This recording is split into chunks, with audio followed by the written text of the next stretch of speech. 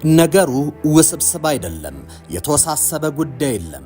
በደም ወስደኗል ያላችሁትን የባህር በር በድርድር መልሱን የተባለው ላለፉት 7 ዓመታት ከዚህ ውጭ አልተጠየቀም።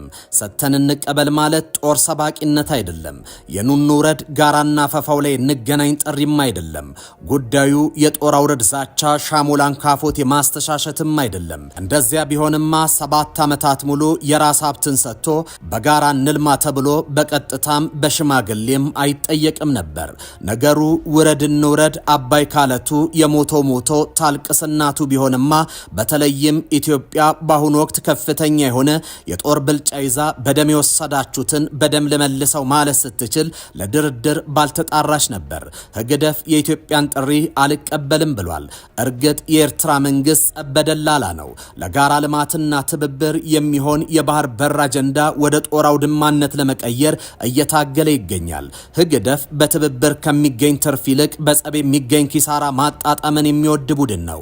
ከሁለት ሀገራት ይፋ እርቅ በኋላም የኢሳያስ መንግስት ሰላሙን ወደ ግጭት ለመውሰድ የወሰደበት ጊዜ እጅግ አጭር የሚባል ነው። የሁለቱ መንግስታት ይፋ ግጭት የጀመረው በሰሜኑ ጦርነት ወቅት ላይ መከላከያ ትግራይ የገባ ጊዜ ነበር።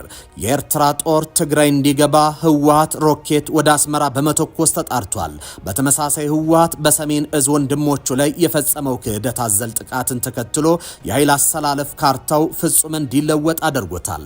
እናም ህግ በመጣሱ ምክንያት የፌዴራል መንግስቱ በህግ የተሰጠውን ህገ መንግስታዊ ስርዓት ለማስከበር ትግራይ ገብቷል። በሌላ በኩል ህወሓት ከፌዴራል መንግስቱ ጋር የሚኖረኝ ግንኙነት የጦር አበጋዞችና የፌዴራል ግንኙነት አይነት ነው በሚል የፌዴራል ስርዓቱን አደጋ ውስጥ ጥሎታል።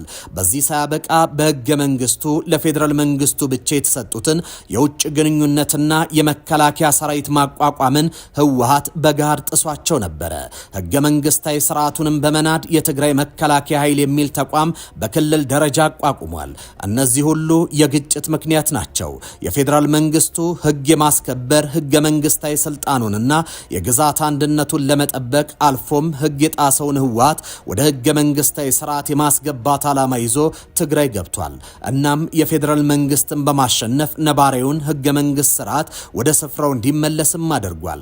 የፕሪቶሪያው ስምምነት ህወሓት የጣሰውን ህገ መንግስታዊ ድንጋጌ ለማክበርም የተስማማበት ነው። ጤና ይስጥልኝ። ይህ ኢትዮ መልህቅ ነው። ጠቅላይ ሚኒስትር አብይ አህመድ በፓርላማ ቆይታቸው ስለ ኢትዮጵያና ኤርትራ ወቅታዊ ግንኙነት አስመልክተው ስላነሱት ጉዳይ እንዲሁም ስለ ድብቁ የሻዕቢያ ፍላጎት እየተነጋገርን አብረናችሁ ቆይታ እናደርጋለን። አብራችሁን ቆዩ።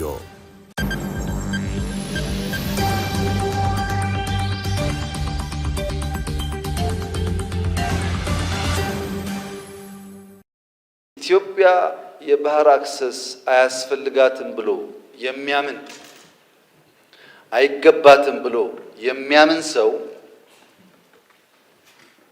አንድ ተፈጥሯዊ ህግ የሳተ ይመስለኛል። ሰው ይወለዳል፣ ሰው ያድጋል፣ ሰው ያረጃል፣ ሰው ይሞታል። ይሄ ተፈጥሮ ነው። ቀይ ባህርና ኢትዮጵያም እንደዚሁ ናቸው። በሆነ ጊዜ ማርጀት፣ በሆነ ጊዜ መድከም ቢኖርም ቀይ ባህርና ኢትዮጵያ ለዘላለሙ ተነጣጥለው መኖር አይችሉም። በጣም ብዙ ስለሆነ ሀብቱ ከምጽዋ ጫፍ እስከ ሞቃዲሾ ጫፍ 5000 ኪሎ ሜትር ነው። በጣም ትርፍ ነው። ካለነው አካባቢ በላይ ነው ጥቅሙ።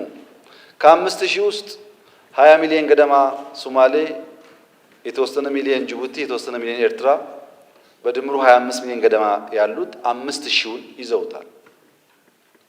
130 ሚሊዮን ህዝብ ያላት ኢትዮጵያ የጠየቀችው ግን 50 ኪሎ ሜትር ነው።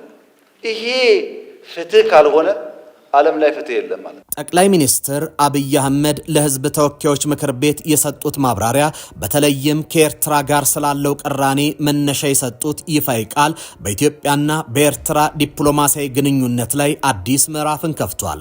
ብዙዎች በኢትዮጵያና በኤርትራ መካከል ላለው የዲፕሎማሲ ቅዝቃዜ ምክንያት የቀይ ባህር ጥያቄ ነው ብለው ቢገምቱም ጠቅላይ ሚኒስትሩ ግን እውነተኛው ምክንያት በትግራይ ጦርነት ወቅት የኤርትራ ሰራዊት በህዝብና በንብረት ላይ የፈጸመው ግፍ መሆኑን በይፋ አጋልጧል።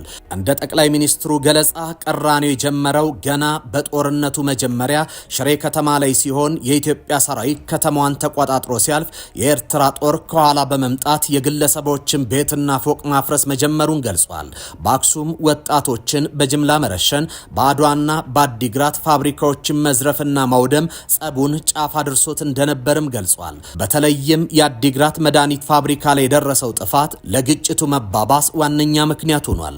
እናም የትግራይ ህዝብ እንዳይጎዳ የሚል መልእክት ይዘው የቀድሞ የውጭ ጉዳይ ሚኒስትር አቶ ገዱ አንዳርጋቸው 2 ጊዜ ወደ አስመራ መላካቸውን ጠቅላይ ሚኒስትሩ አረጋግጧል። አቶ ገዱ ህሊና አላቸው። እዛ ለምን ሄደው ምን እንደመከሩ እርሳቸው እኛም ሻቢያም ያውቃል ሲሉ ሚስጥሩን ይፋ አድርገውታል። ጠቅላይ ሚኒስትሩ የቀይ ባህር ድርሻን በተመለከተ ኢትዮጵያ የባህር በር ባለቤት መሆን ጥያቄዋ ፍትሃዊ መሆኑን በድጋሚ አረጋግጧል። ኢትዮጵያ ይህን ድርሻ ለማግኘት የምትከተለው መንገድ በጦርነት ሳይሆን በውይይትና በዲፕሎማሲ ገበያ መሆኑን ገልጿል። 130 ሚሊዮን ህዝብ ያላት ኢትዮጵያ ድርሻ ማጣቷ ተገቢ እንዳልሆነና ጥያቄያችን ፍትሃዊ ካልሆነ በዓለም ላይ ፍትህ የለም ሲሉም ተናግረዋል። ጠቅላይ ሚኒስትሩ ለኢትዮጵያ የሰላም እጦት 3 ዋነኛ ምክንያቶችንም ጠቅሷል።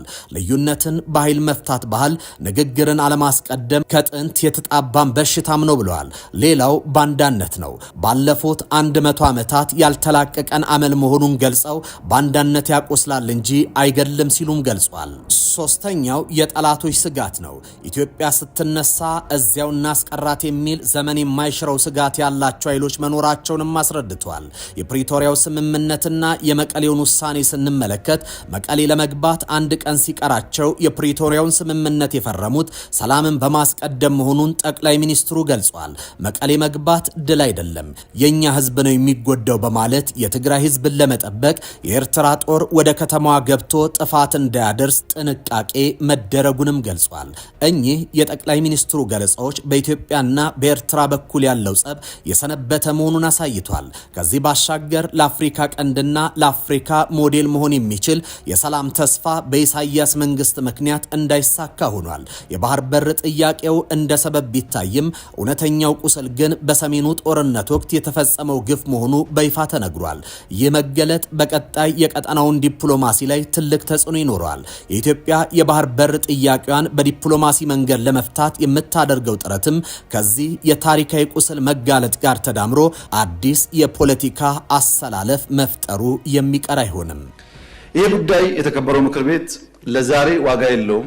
ለታሪክ ማንሳት የምፈልገው ጉዳይ አክሱም ወጣቶች ሲገደሉ፣ አድዋ ሲዘረፍ፣ አዲግራት ሲዘረፍ በርካታ ኢንቮይ ወደ ኤርትራ ልክ ያለው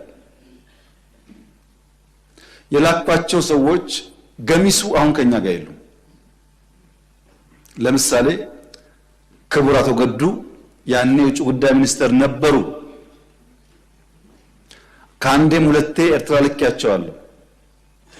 የላኳቸው የትግራይን ህዝቤን አታገሷቅሉ፣ ሀብቱን አትዝረፉ፣ ጸቡ ከቲፒኤልኤፍ እንጂ ከትግራይ ህዝብ አይደለም የሚል ነው። አቶ ገዱ አሁን እኛ ጋር የሉም፣ ግን ክር አላቸው፣ ህሊና አላቸው። ዛሬ ቢደብቁ በታሪክ ውስጥ ይወጣል። ለምን ጉዳይ ሄደው እንደተነጋገሩ እሳቸውም ያውቃሉ፣ ሻዕቢያም ያውቃል፣ እኛም እናውቃለን። ጠቅላይ ሚኒስትሩ በፓርላማ ላይ ያቀረቡት እውነት ይህ ቢሆንም በሻዕቢያ ተላላኪዎች ዘንድ ጩኸቱ በርክቷል። የነበረውን የሰሜን ግጭት ተንተርሶ የሚሰጡ ትንታኔዎች አብዛኞቹ ፕሮፓጋንዳ ወለድ ናቸው። ግጭቱ በአግባብ ኦዲት እንዳይደረግ እውነታን በፕሮፓጋንዳ ጭስ የማፈን ዘመቻ ከትናንት እስከ ዛሬ ድረስ ቀጥሏል። ይህ አይነት አካሄድ ዘላቂ ሰላምን ሊያስረግጥ የሚችል አይደለም። ሀገር ካለፈው ስህተቷ ተምራ ወደፊት እንዳትጓዝ የሚያደርጋትም እንዲህ አይነቱን መራር እውነት ከመቀበል ይልቅ በግጭት ውስጥ ቡድናዊ ፍላጎትን ለማሳካት የሚደረግ ጥረት መኖሩ ነው። መሰል አካሄድ ግጭት በሳይንሳዊ መንገድ ኦዲት ተደርጎ የጋራ መስማማት ላይ ሊደረሱ የሚገቡ እውነቶች ላይ እንዳይደረስ አድርጓል። ጠቅላይ ሚኒስትር አብይ በሰሜኑ ግጭት ወቅት የነበሩ እውነቶችን መግለጥ መጀመራቸውን ተከትሎ ጩኸቶች በርክተዋል።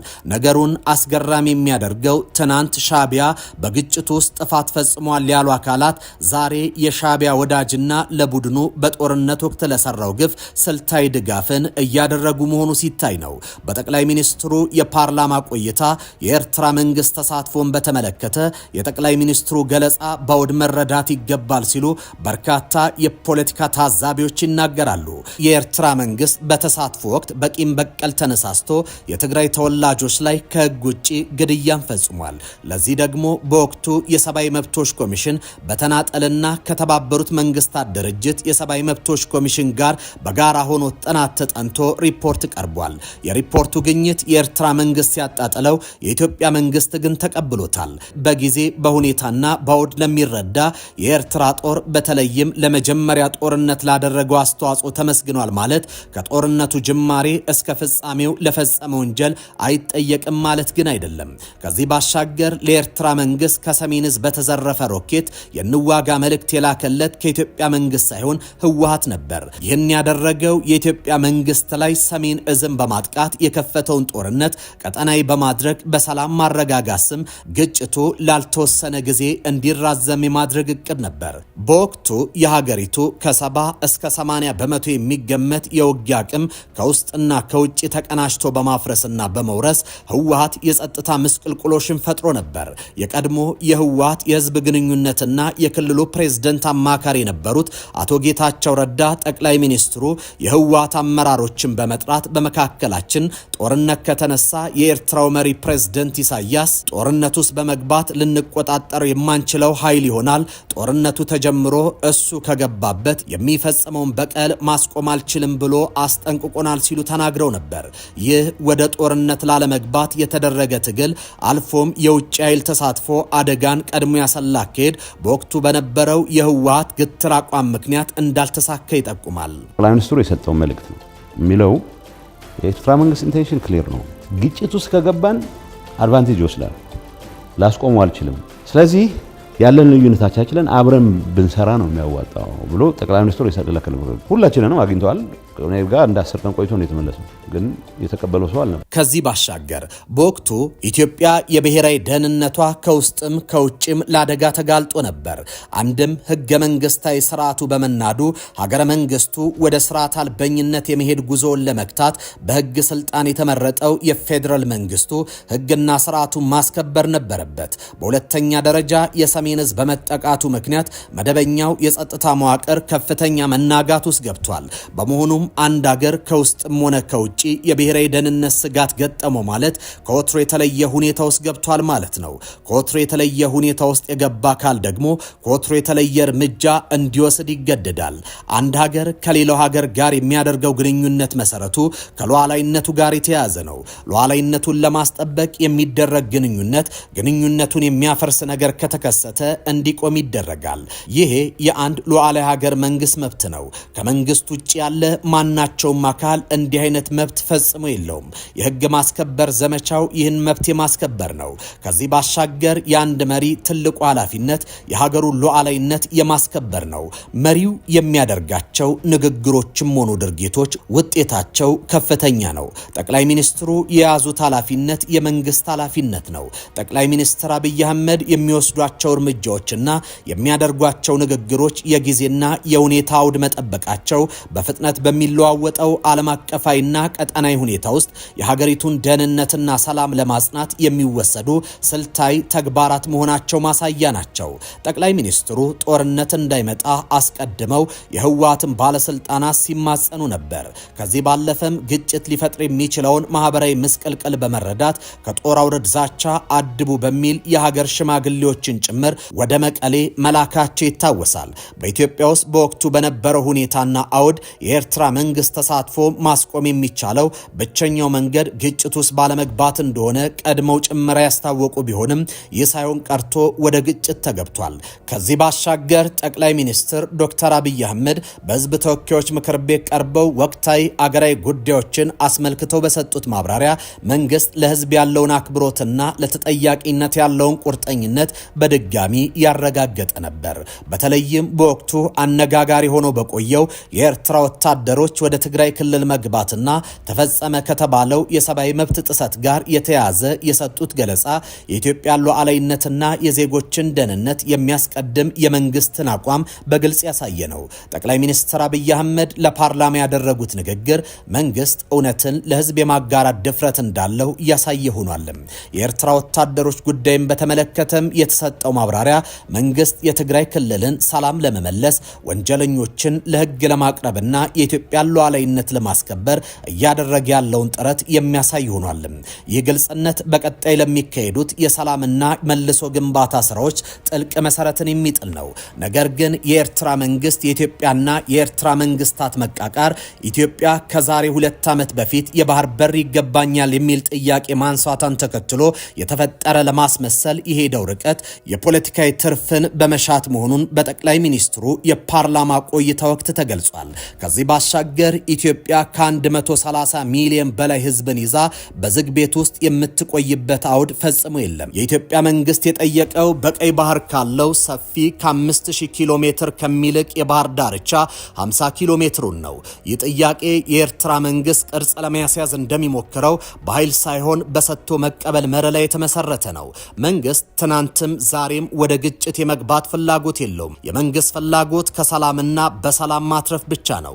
እናም የባህር በሩ ጥያቄ በሰጥቶ መቀበል መርህ የቀረበ ያብረንን በልጽግ ጥያቄ ነው። ኢትዮጵያ ዛሬም ነገ የምታተርፈው በሰላምና ከሰላም ብቻ ነው። የተወደዳችሁ የኢትዮ መልህቅ ቤተሰቦች የዛሬው የመልህቅ ዝግጅታችን በዚሁ ተጠናቋል። በሌላ ርዕሰ ጉዳይ ተመልሰን እስከምንገናኝ በያላችሁበት ሰናይ ጊዜ ሆነላችሁ።